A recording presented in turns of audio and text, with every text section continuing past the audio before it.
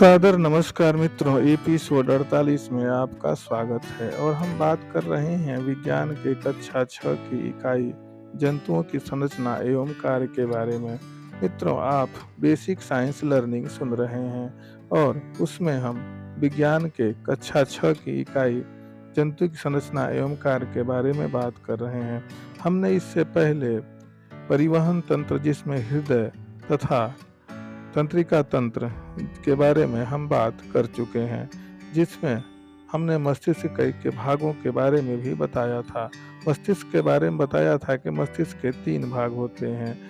पहला अग्र मस्तिष्क, दूसरा मध्य मस्तिष्क और तीसरा पश्च मस्तिष्क होता है। अग्र मस्तिष्क मुख्य रूप से तर्क और ज्ञान का भंडार होता है। यदि हम ध्यान से देखें तो पाएंगे कि मस्तिष्क अलग अलग 2 भागों में बटा होता है, जिसे हम बायां भाग और दाहिना भाग भी कहते हैं। इस प्रकार बीच का जो भाग होता है वह मध्य मस्तिष्क होता है, जिसमें थैलेमस, एपिथैलेमस और हाइपोथैलेमस आते हैं। उसके बाद हमने पढ़ा था कि ज्ञानेंद्रियां 5 होती हैं, जिनमें से हमने आँख के बारे में विस्तृत रूप से चर्चा, आँख की बात नहीं, हमने कान के बारे में विस्तृत रूप से चर्चा की थी। अब हम मनुष्य की आँख के बारे में बात करेंगे। मनुष्य की आँखें जो होती हैं वह कपाल या खोपड़ी में नेत्र कोटरों में स्थित होती हैं।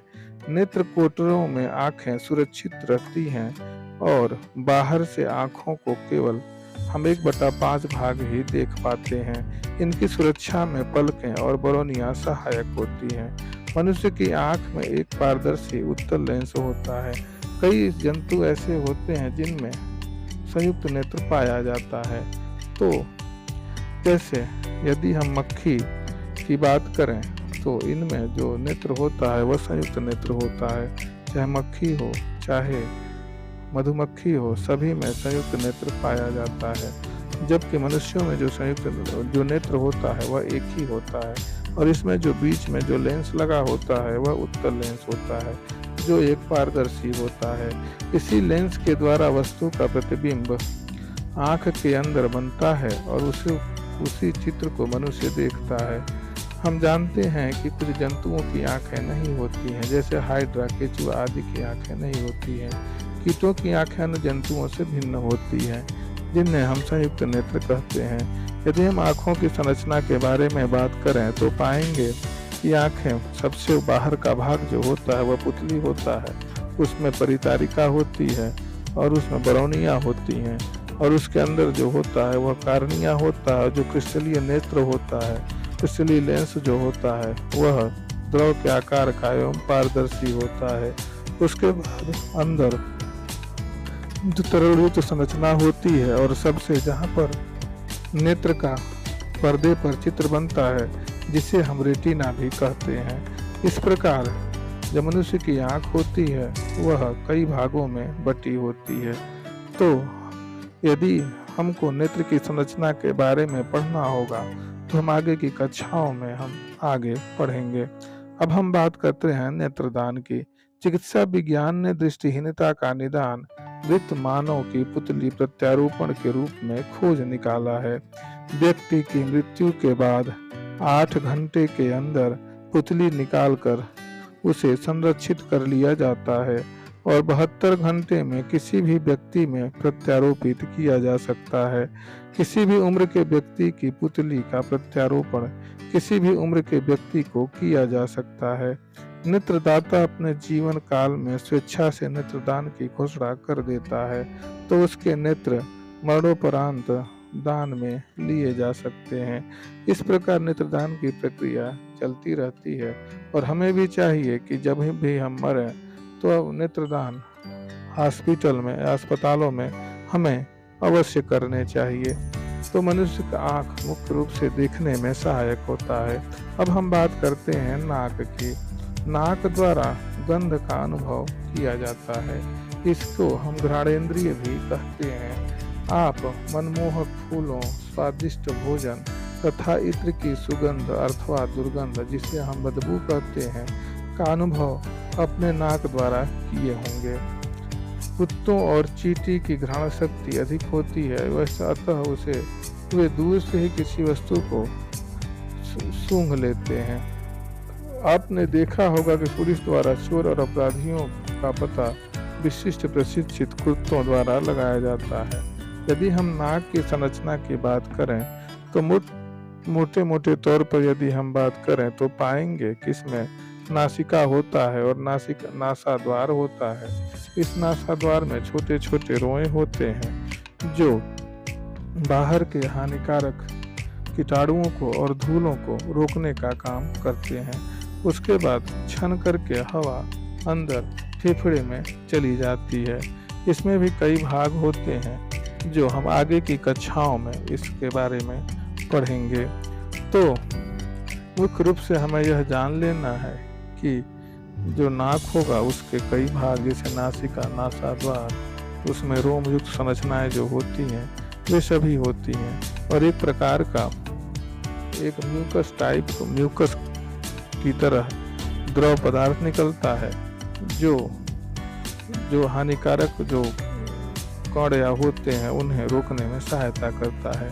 अब हम बात करते हैं जीभ की। जीभ को स्वाद का सबसे बड़ा स्वादेंद्रिय कहा जाता है।